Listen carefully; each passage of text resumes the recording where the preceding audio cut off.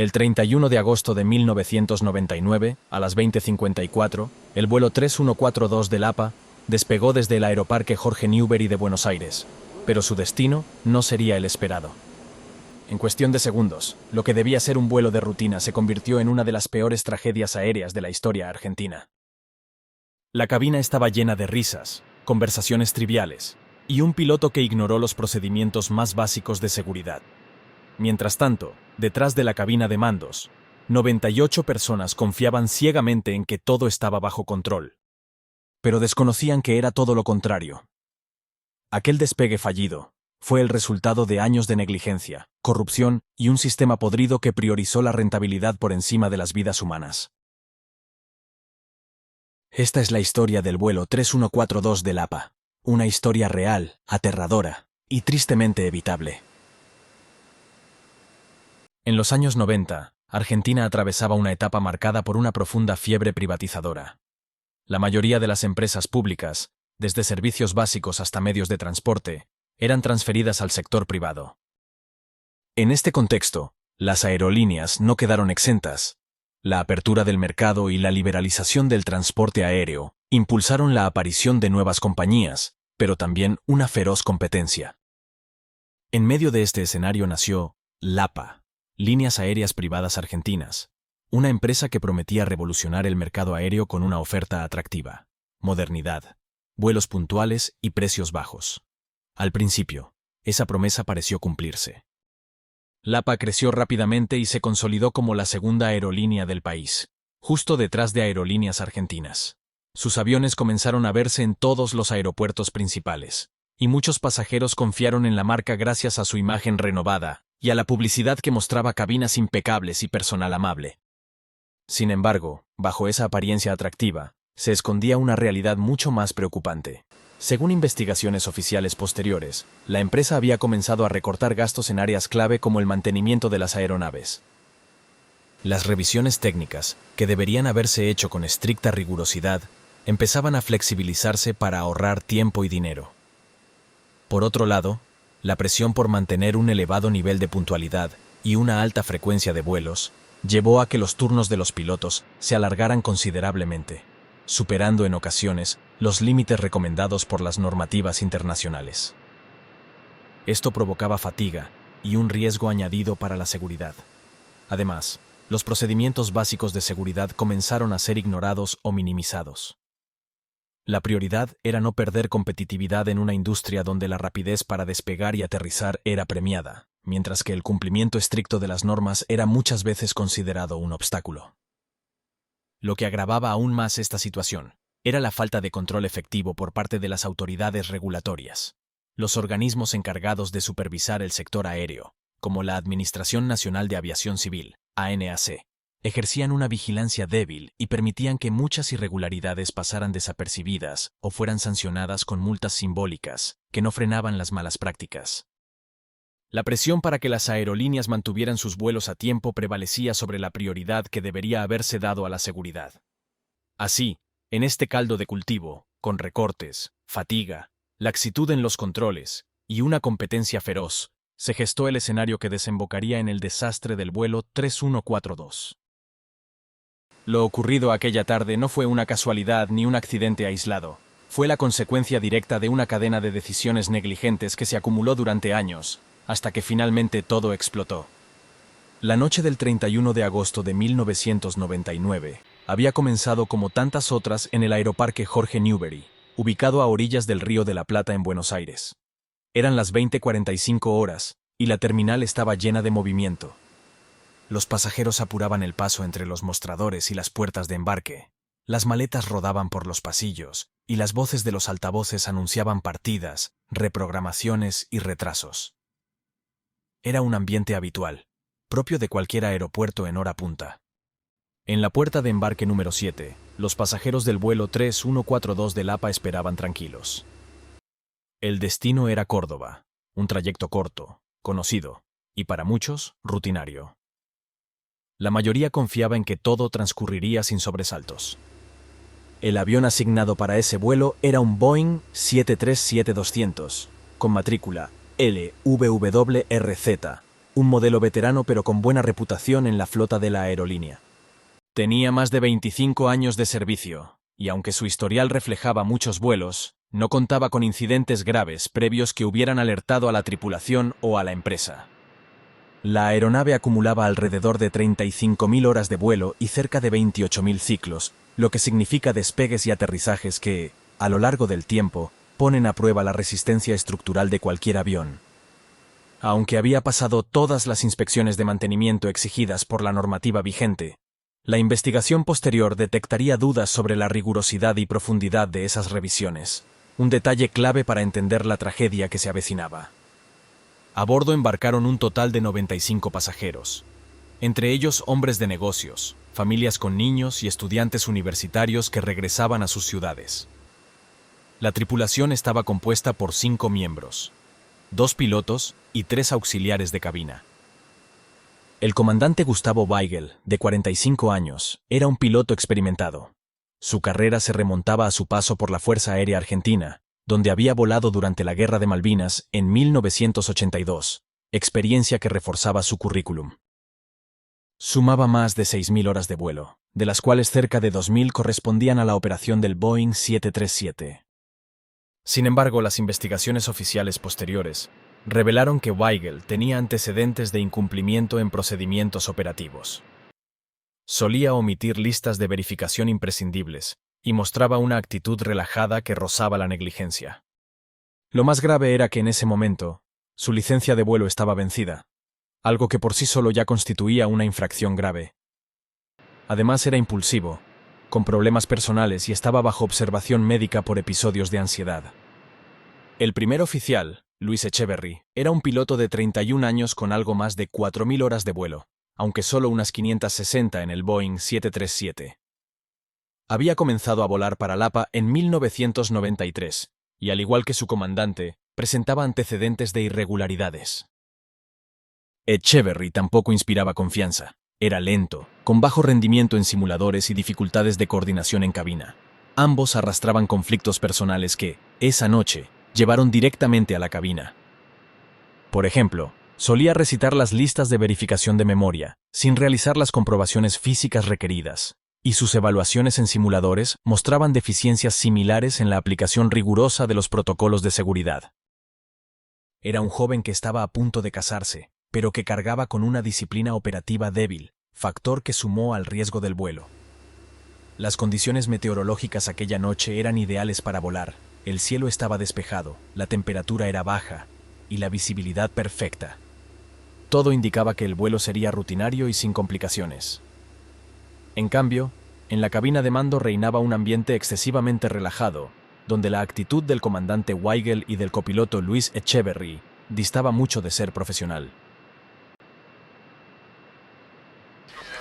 Como historia, ya no hay que poner rótulos, ¿viste? Amantes, cosas, fieles, pará, flaca, dejate joder. Estamos hablando de 2 personas que la pueden pasar bien y nada más, que se nutren uno a otro con sus propios néctares. Bueno, pero el día que yo me ponga de novia, la acabo la Pero lógico, eso es lógico. Vos tenés todos los derechos del mundo. Si se plantea una relación donde cada uno tiene otras circunstancias, nadie tiene derecho a patalear.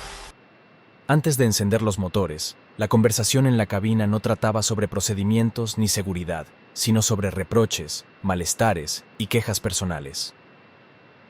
Mientras tanto, intentaban seguir una lista de verificación que se entremezclaba con sus problemas privados. La cabina se transformó en un espacio de distracción absoluta. Lo más grave era que nadie, absolutamente nadie, estaba concentrado en los preparativos del avión. En ese ambiente excesivamente relajado, se pasó por alto un aspecto crucial. Los pilotos olvidaron activar los flaps y los slats, dispositivos aerodinámicos esenciales para aumentar la sustentación durante el despegue. Este error, fundamental en la preparación del avión, nunca debería haberse producido. Mientras tanto, en la cabina de pasajeros, los auxiliares realizaban las últimas comprobaciones de seguridad. Vamos, 3142. Vamos.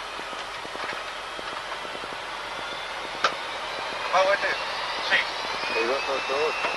52, informe liberando 3000. Le corté. ¿Sí, está switch? No ignition. Transponder. Activado. Control live. Conectate. La chica. Sensei. ¿Presentaste ya? No, vos. Tripulación de camino que por supuesto para el despegue.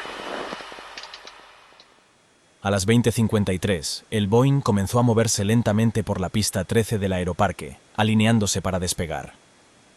Desde la torre de control, todo parecía normal, pero mientras avanzaban por la pista, de repente en la cabina de mando comenzó a sonar una alarma insistente y penetrante. Despegamos 1-2. Despegamos. Correcta, derecha del piso. Bueno.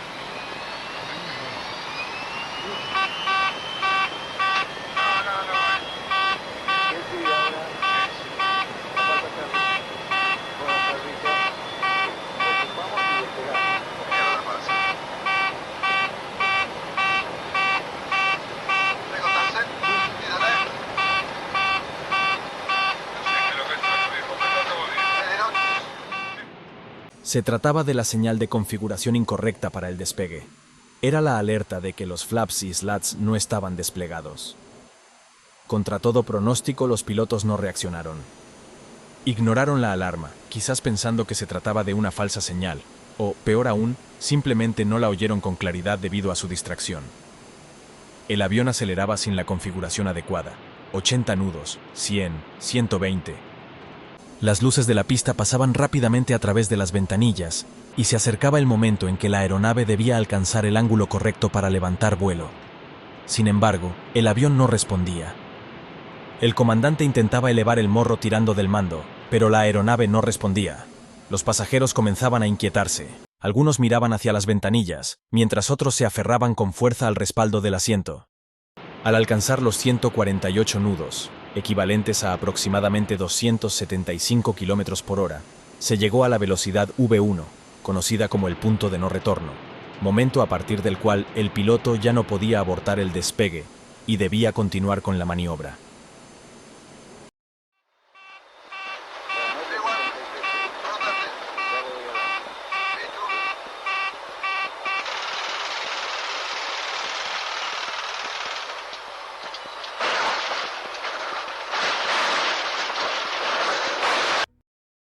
A pesar de que aplicaron los frenos con máxima fuerza y activaron la reversa de los motores, el avión seguía sin poder detenerse.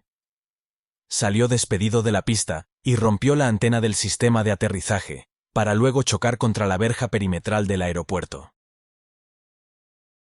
Después, la aeronave derribó una parada de autobús, impactó contra 2 coches, 2 excavadoras y, finalmente, contra una planta reguladora de gas ubicada en las inmediaciones. Fue entonces cuando llegó lo peor: un incendio masivo. El avión transportaba aproximadamente 8.500 kilos de combustible, que se derramaron sobre el lugar del impacto.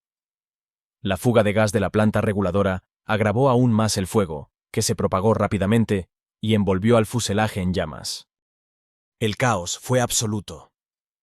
Se oían gritos, el fuego crepitaba, y la confusión reinaba entre pasajeros y tripulación. Muchos no entendían qué acababa de pasar, otros no tuvieron tiempo para reaccionar. Algunos lograron escapar entre las llamas, pero otros quedaron atrapados por el humo, las llamas o los cinturones de seguridad. La tragedia dejó un saldo de 65 víctimas mortales, entre ellos los 2 pilotos, la comisario de a bordo, 60 pasajeros y 2 personas que estaban fuera del aeropuerto. Otras 15 personas resultaron gravemente heridas y con secuelas emocionales que durarían toda la vida. Solo 6 personas salieron ilesas. Fue una de las tragedias más letales en la historia de la aviación argentina. El avión quedó completamente destruido. El fuego fue tan intenso que no dejó margen para rescates en la zona delantera. Las imágenes posteriores mostraban una escena de guerra, hierros retorcidos, humo, gritos, y una pregunta que todos se hacían: ¿cómo pudo pasar algo así? La respuesta fue dolorosamente simple. Fue un error humano, evitable, inexplicable, mortal. Un accidente que no debería haber ocurrido y que, según la investigación oficial, se pudo y se debió evitar. Cuando los equipos de rescate y bomberos lograron apagar las últimas llamas, aún humeaba la estructura calcinada del Boeing. Pero la verdadera combustión, la que había hecho arder aquel avión antes de despegar, no estaba en los tanques de combustible. Estaba en los despachos, en los manuales no leídos, en las alertas ignoradas y en una cultura empresarial que había confundido velocidad con eficiencia. La investigación oficial comenzó de inmediato. La Junta de Investigación de Accidentes de Aviación Civil, JIAAC, lideró el trabajo junto con expertos internacionales. Lo que encontraron fue más perturbador que un simple error humano. Porque sí, hubo errores humanos. Pero no fueron casuales. Fueron casi inevitables dentro del sistema en que operaba LAPA. En primer lugar, estaba la configuración incorrecta del avión. Los flaps y slats no se habían desplegado. Sin ellos, el avión no podía generar la sustentación necesaria para despegar. Lo más grave fue el sistema de alarma de configuración, que aunque funcionó correctamente, este fue ignorado. La señal acústica sonó durante más de 14 segundos, pero nadie la atendió. ¿Por qué ignoraron los protocolos además de la alerta? La respuesta comenzó en la cabina de mando.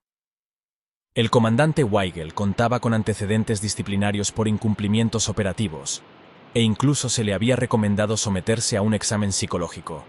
Sin embargo, continuaba en activo como piloto.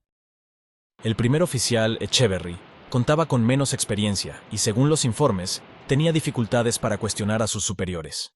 La dinámica entre ambos era poco profesional, permisiva y desorganizada.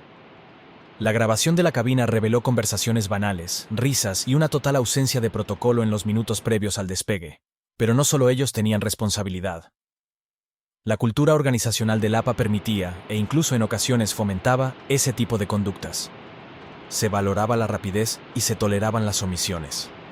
Varios pilotos habían reportado problemas similares, y pese a las alertas internas y externas, la empresa no tomó medidas. LAPA permitió que 2 profesionales con antecedentes preocupantes compartieran cabina sin una revisión adecuada. La alarma que podía haber salvado 65 vidas no fue ignorada por el avión, sino por las personas al mando. El informe final fue demoledor. La falta de una cultura de seguridad operacional en la empresa fue un factor contribuyente esencial. El accidente no fue fruto de una mala noche, sino el desenlace de una cadena de negligencias, tolerancias, decisiones erróneas y controles fallidos. Como suele ocurrir en estos casos, la mayoría de las piezas del dominó ya estaban cayendo mucho antes de que el avión acelerase en la pista de despegue. Solo faltaba el último empujón. Durante semanas, Buenos Aires quedó paralizada por la tragedia. Las sirenas que aquella noche aullaron en Costanera Norte, donde el avión se estrelló, resonaron mucho más allá del lugar del accidente, atravesando barrios, oficinas y hogares. Era un sonido que llevaba consigo la angustia, la urgencia y el dolor colectivo de una ciudad que no podía creer lo ocurrido. Las familias de las víctimas lloraban desconsoladas, intentando comprender cómo una noche que comenzó con normalidad terminó en catástrofe. La prensa se volcó sobre el caso con una presión inusitada, buscando respuestas, culpables, explicaciones. Y la sociedad entera, desde la gente común hasta los especialistas en aviación, comenzó a plantearse una pregunta incómoda, pero inevitable. ¿Quién era el verdadero responsable de esa tragedia? Al principio, la atención se centró en los pilotos, especialmente en sus fallos evidentes y su comportamiento negligente. La opinión pública señalaba a Weigel y Echeverry como los principales culpables. Sin embargo, pronto quedó claro que reducir la tragedia a un error individual sería una simplificación peligrosa. En el año 2000, apenas 12 meses después del accidente, la causa judicial avanzó con una velocidad poco común para casos de esta magnitud. Se imputó a 5 altos directivos del APA, entre ellos su presidente por negligencia en la administración y supervisión de la aerolínea. También fueron procesados varios funcionarios de la Fuerza Aérea Argentina, que en aquel momento estaban a cargo de la supervisión civil del transporte aéreo. Estos cargos señalaban la responsabilidad de quienes deberían haber garantizado que se cumplían las normativas y estándares de seguridad.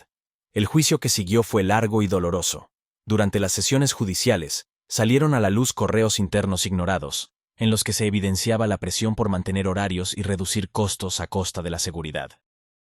También se mostraron protocolos rotos y fallos estructurales en la empresa y en la supervisión estatal. La Fiscalía fue contundente en su acusación.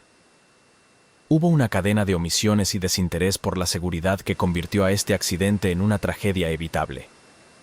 Pero cuando finalmente en 2010, más de una década después del accidente, llegó la sentencia, la reacción fue de profunda desilusión.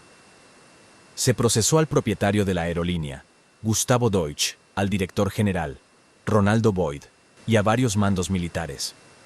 Pero pasaron los años, el juicio se fue diluyendo entre recursos, apelaciones y cambios de jueces, y finalmente la causa prescribió. Nadie fue condenado. Nadie fue a prisión.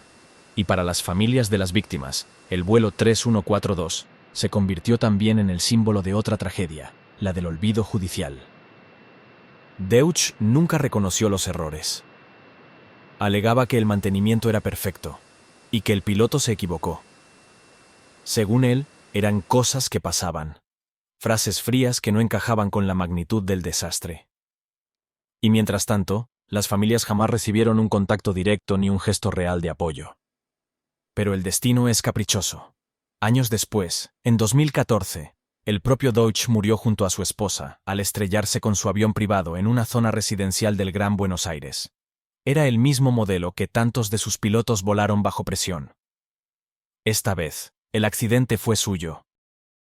Para los familiares de las víctimas, esta falta de condenas ejemplares fue como vivir una segunda tragedia. Muchos de ellos se organizaron en asociaciones de apoyo mutuo y lucha por la memoria y la justicia. Durante años, trabajaron incansablemente, no solo para reclamar sanciones, sino también para preservar la memoria de quienes habían perdido, y para que nunca más se repitiera un accidente similar. Gracias a su esfuerzo y presión social, se lograron importantes cambios en la aviación argentina. Se modificaron normativas de seguridad, se reforzó la supervisión estatal y se implementaron nuevas políticas orientadas a mejorar la cultura organizacional dentro de las aerolíneas comerciales. Estos avances, aunque tardíos, marcaron un antes y un después en la gestión de la seguridad aérea en el país, pero el precio pagado fue altísimo. Cada año, en cada audiencia, en cada acto conmemorativo, seguían apareciendo las fotos de las 65 personas que no sobrevivieron a aquel vuelo. Sus rostros recordaban a todos que, aunque el humo se disipó y las llamas se apagaron, la herida nunca terminó de cerrarse. Aquel 31 de agosto de 1999, a las 20:53, no fue simplemente una fecha en el calendario. Fue un punto de inflexión, un antes y un después en la historia de la aviación argentina y en la vida de quienes estuvieron directa o indirectamente involucrados en la tragedia del vuelo 3142. Para quienes lograron sobrevivir, la vida se dividió en dos partes muy claras: la que existía antes de subirse a aquel Boeing 737 y la que vino después, marcada por el trauma, las cicatrices y la memoria de aquella noche fatídica. Algunos supervivientes jamás volvieron a volar. El miedo y la angustia se convirtieron en un muro difícil de superar. Otros, en cambio, transformaron su experiencia en una misión personal. Decidieron hablar en público, en colegios, en congresos, en programas de televisión y radio. Hicieron del testimonio un acto de resistencia, convirtiendo el dolor en memoria activa para que esa tragedia no quedara enterrada en el olvido. Para las familias de las víctimas, el duelo fue una lucha constante y cotidiana. No se detenía con los homenajes ni con la colocación de placas conmemorativas en el lugar del accidente o en los cementerios. Era un dolor que seguía presente en cada cumpleaños, en cada fecha señalada, en cada día normal que se tornaba insoportable porque nadie está preparado para recibir, en plena rutina, una llamada que confirma la peor noticia: que un ser querido ya no volverá. Algunos familiares recuerdan cómo recibieron la noticia a través de la televisión.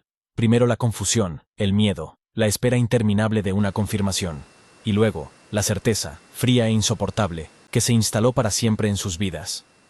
Los noticieros replicaban una y otra vez las imágenes del accidente: el humo negro elevándose en la noche porteña, la explosión, el avión partido en dos, tirado en medio del campo de golf.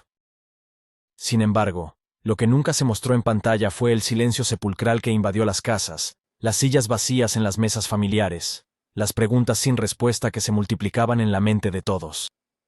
En aquel año, 1999, Argentina todavía estaba inmersa en un proceso acelerado de privatización masiva que afectaba a todos los sectores, desde la industria hasta los servicios públicos.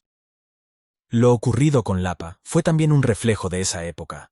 Un tiempo marcado por recortes presupuestarios, descontrol institucional y empresas que priorizaban la rentabilidad económica por encima de la seguridad y la vida humana. El número del vuelo nunca fue retirado de las listas de operaciones. Era un recordatorio constante, un homenaje silencioso para no olvidar a quienes viajaban aquella noche. Porque aunque hubo errores y muchos, también hubo memoria. Y fue esa memoria la que ayudó a transformar y mejorar las prácticas de seguridad en la aviación comercial argentina. Volar hoy en Argentina es sin duda más seguro que en aquella época, gracias a las lecciones que dejó el accidente del vuelo 3142. Esa seguridad no devuelve a quienes se fueron, pero al menos nos obliga a recordar y a no repetir los errores del pasado. Cuando contamos estas historias, no solo narramos tragedias, contamos vidas, personas con sueños, familias que aman, y un instante en que todo cambió para siempre. Recordar el vuelo 3142 no es solo un acto de memoria, es un compromiso con la verdad, con la justicia, y con la esperanza de que nunca más vuelva a pasar algo así. Porque en cada vuelo, en cada viaje, llevamos algo más que equipaje, llevamos confianza y vida. Una de las sobrevivientes, Liliana Montero, declaró durante el juicio y en medios que lo que vivieron fue un infierno que les cambió la vida para siempre. En palabras recogidas en varias entrevistas oficiales, ella relató: "Cuando el avión no levantaba vuelo y comenzó a salirse de la pista, supe que algo terrible estaba pasando. El fuego fue instantáneo, y lo que más recuerdo es el miedo y la desesperación de intentar salvarnos. No hay palabras para describir lo que se siente al ver cómo todo a tu alrededor arde y no poder hacer nada".